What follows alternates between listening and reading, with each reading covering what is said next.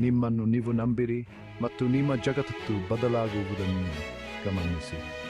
ಉದ್ದೇಶ ಮತ್ತು ಶಕ್ತಿಯ ಭಾವನೆಯ ಹೊಂದಿಗೆ ಪ್ರತಿದಿನ ಆಚೆಗಳು ಉಳ್ಳುವುದನ್ನು ತೋರಿಸಿಕೊಡಿ. ಅದೇ ಆತ್ಮವಿಶ್ವಾಸದ ಶಕ್ತಿ. ಇದು ಕೇವಲ ಉತ್ತಮ ಭಾವನೆಯ ಬಗ್ಗೆ ಮಾತ್ರವಲ್ಲ, ನಿಮ್ಮ ಮನಸ್ಥಿತಿಯನ್ನು ರೂಪಾಂತರಿಸುವ ಬಗ್ಗೆಯಾಗಿದೆ. ನಿಮ್ಮನ್ನು ನೀವು ನಂಬಿದಾಗ ನೀವು ಅಂದ ಸಾಧ್ಯತೆಗಳನ್ನು ಅನ್ಲಾಕ್ ಮಾಡುತ್ತದೆ.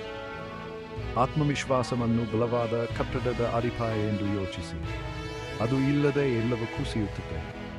ಆದರೆ ಅದರೊಂದಿಗೆ ನೀವು ಹೊಸ ಎತ್ತರವನ್ನು ತಲುಪಬಹುದು. ಚಿಕ್ಕದಾಗಿ ಪ್ರಾರಂಭಿಸಿ. ನಿಮ್ಮ ಸಾಧನೆಗಳನ್ನು ಆಚರಿಸಿ, ಅವು ಇಷ್ಟೇ ಚಿಕ್ಕದಾಗಿದ್ದರೂ ಸರಿ. ಮುಂದೆ ಇಡುವ ಪ್ರತಿಯೊಂದು ಹೆಜ್ಜೆ ನಿಮ್ಮ ಆಂತರಿಕ ಶಕ್ತಿಯನ್ನು ನಿರ್ಮಿಸುತ್ತದೆ. ನೆನಪಿಡಿ, ಆತ್ಮವಿಶ್ವಾಸವು ಕೇವಲ ಒಂದು ಗುಣವಲ್ಲ, ಅದು ಒಂದು ಕೌಶಲ್ಯ. ಅದನ್ನು ದೈನಂದಿನ ಅಭ್ಯಾಸ ಮಾಡಿ.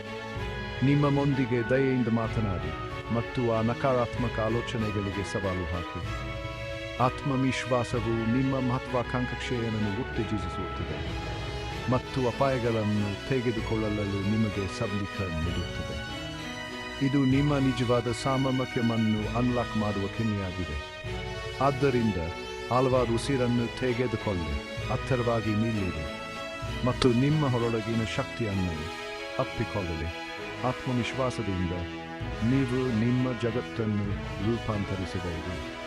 ಆತ್ಮವಿಶ್ವಾಸದಿಂದ ಇರಿ, ತಡೆಯಲಾರಂತೆ ಇರಿ.